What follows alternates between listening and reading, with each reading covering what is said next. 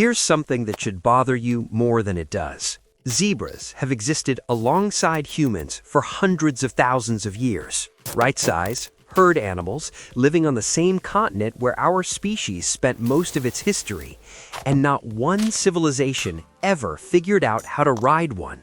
Not why don't we now, why did nobody ever, not the Egyptians, not the Zulu, not anyone, crack this?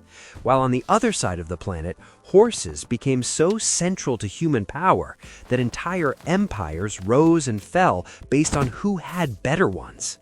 The answer isn't really about zebras, it's about a filter. A brutal, invisible filter that most animals fail, and the few that pass basically assembled the modern world by accident. Before any animal becomes useful to a civilization, it has to clear a checklist.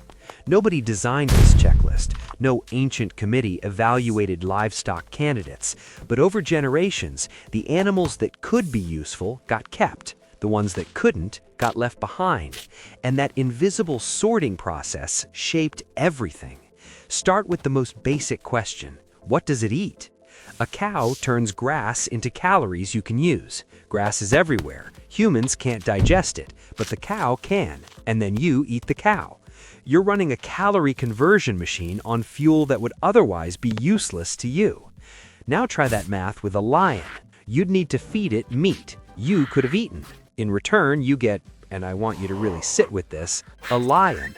Raising a lion is like opening a restaurant where the food sometimes eats you. The thermodynamics alone make it a non-starter. Every day you'd be farming at a loss. So most of the animal kingdom fails immediately. But that's not even the main problem. Here's where it gets strange, because dangerous in the animal world isn't just claws and teeth. A hippo is an herbivore. Grass-fed, slow-looking. It kills more people in Africa than almost any other large animal. A Cape buffalo will charge with zero warning and won't stop until something stops it. A giraffe can cave in a lion's skull with one kick. Lions mostly just leave them alone.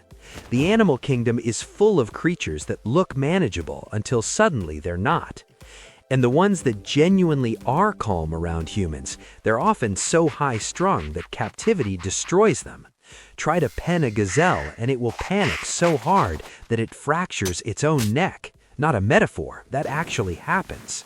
So friendly, in domestication terms, doesn't mean cuddly. It means, can this animal be around humans without one of you dying? That's a much smaller category than you'd think. Lions, out. Hippos, out. Half the African savanna, out. Even after clearing those hurdles, there's still a time problem. And this one surprises people. Domestication isn't taming. That distinction matters. Taming is getting one individual animal to tolerate you. Domestication is changing the species, shaping it across generations towards traits that make it more useful, calmer, faster growing, more manageable. That requires generations to be short. Pigs reproduce fast. A single farmer in their lifetime can run dozens of pig generations and meaningfully change what those animals are like: size, temperament, growth rate. You see results inside your own lifetime. Now consider elephants. Female elephants reach maturity around 10 years old. Pregnancy lasts nearly 2 years. A single elephant generation is longer than a human childhood. You could spend your entire life working with elephants and never complete one domestication cycle. Which is why, despite elephants being trainable, tameable, and genuinely intelligent, nobody ever domesticated them. You can own a tame elephant, you cannot own a domesticated one. Tame is personal, domesticated is permanent. One more thing the checklist demands, and it's the one nobody sees coming. So, zebras. On paper, they should have worked. They're herbivores, they reproduce at a reasonable rate, they're the right size to ride, they share a continent with the humans who most needed a transportation advantage. And this is exactly where it falls apart. Watch a horse herd move, and something becomes visible. There's an order to it. A lead stallion at the front, then his mares in sequence, foals following their mothers. It's a hierarchy, and it's stable, and it's consistent. That structure is what humans plugged into. Capture the lead horse, earn its trust, and the herd's own instincts do half your work for you. You're not imposing control from the outside. You're stepping into a system that already exists. Horses are, in a sense, pre-wired for leadership. They just need to accept that the strange two-legged creature is the one giving orders now. If you've ever stood near a horse, really near one, you can feel that system there, a kind of attentiveness there, an orientation to whoever's in charge. Zebras have none of this. They move in groups because safety in numbers is a reasonable survival strategy, but there's no real loyalty structure, no hierarchy a human can slot into.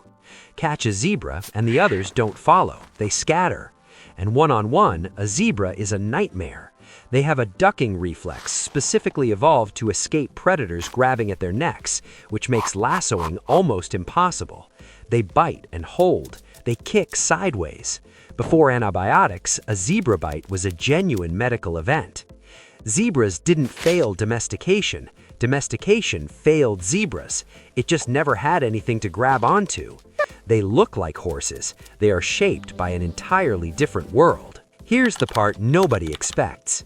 The civilizations that happen to live near animals that passed the checklist, feedable, non-lethal, fast reproducing, and wired for social hierarchy, got a compounding head start. Protein, transportation, agricultural labor, military power, basically for free, just because of geography. The civilizations that didn't weren't less intelligent, they weren't less ambitious or less creative, they were just unlucky in their neighbors. We like to believe history is about genius and will, that the civilizations that dominated did so because they were better at something.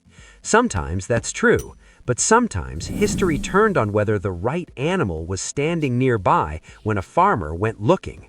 That's a quietly unsettling thought. The next time you see a zebra, perfectly striped, vaguely majestic, completely unbothered by everything around it, you're looking at an animal that by a few quirks of evolution stayed outside one of the most consequential processes in human history. Not because it was weak, just because it was different enough. And that was enough.